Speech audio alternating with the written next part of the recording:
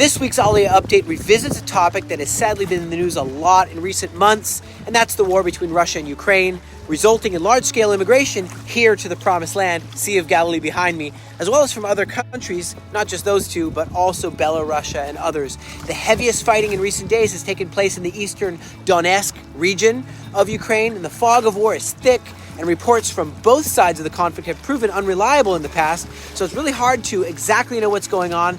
But sadly, it's safe to assume that large number of soldiers on both sides are perishing in the fierce battles that are taking place in regions like Bakhmut, which has been a symbol for both sides. Ukraine's general staff issued a statement on Monday saying its forces had repelled dozens of Russian attacks in these cities, inflicting heavy casualties. One Ukrainian general has accused the Russian forces of using scorched earth tactics, reminiscent of previous conflicts in Chechnya and Syria.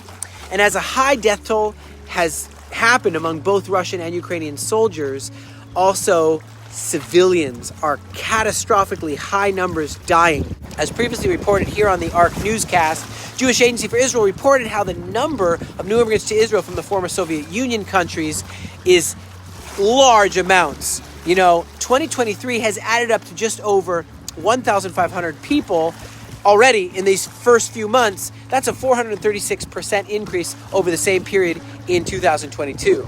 So incoming numbers have continued to be high, with historical standards and projections saying that this is going to just increase and increase. At the same time, a prediction by Prime Minister Benjamin Netanyahu in January said the strong economy here would attract growing numbers of immigrants from Western countries. And that has not quite come to pass yet. But Jews in the United States, Canada, Western Europe, South Africa, Australia, New Zealand do continue to arrive. Their numbers are holding more or less steady with historical patterns. More than economic reasons, the rising level of anti-Semitism and a growing sense of unease that has accompanied many Jewish people from Western countries, they're saying they used to feel safe and now they want to come to Israel, not feeling so safe in those countries. Countries like the US and others have made public statements regarding the rise of anti-Semitism, and the option of Aliyah, they feel, is a solution to this problem. And people are trying to take preliminary steps to come here and just getting ready for the day they decide to make the actual move.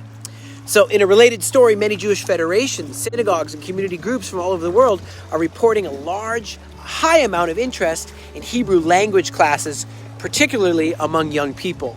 This is yet another anecdotal indication that many Jewish people around the world are keeping their options open and keeping the idea of moving to Israel in the front of their mind, even if they haven't done it just yet. So what does all this mean? The number of Jewish immigrants who have already arrived to Israel far exceeds historical levels. Many of these are from the former Soviet Union, like Russia, like Belarus, Ukraine. And they arrive in Israel and they have very few belongings, very little knowledge of what Israel even is. And let me tell you what, this knowledge that they receive here allows them to suddenly integrate into Israel's social, cultural, and economic life. But they got to learn Hebrew first. They've got to be able to learn to read, to write. And they also need assistance with the professional integration here, retraining them. The modest number of new immigrants coming to Israel from Western countries doesn't tell the full story. As for every new immigrant in these countries, there are many more who are considering the idea. They're looking for options to make their Aliyah. They're looking for options to find a new life. We're all realizing that the private initiatives, such as the Aliyah Return Center, stand ready and are so needed right now to help with the absorption. Right here in the Galilee, please consider partnering with us and making a difference for many in need in the Holy Land. Thank you so much for joining us. We look forward to keeping you posted as to the latest developments that relate to Aliyah and return and restoration. God bless you from the land of Israel.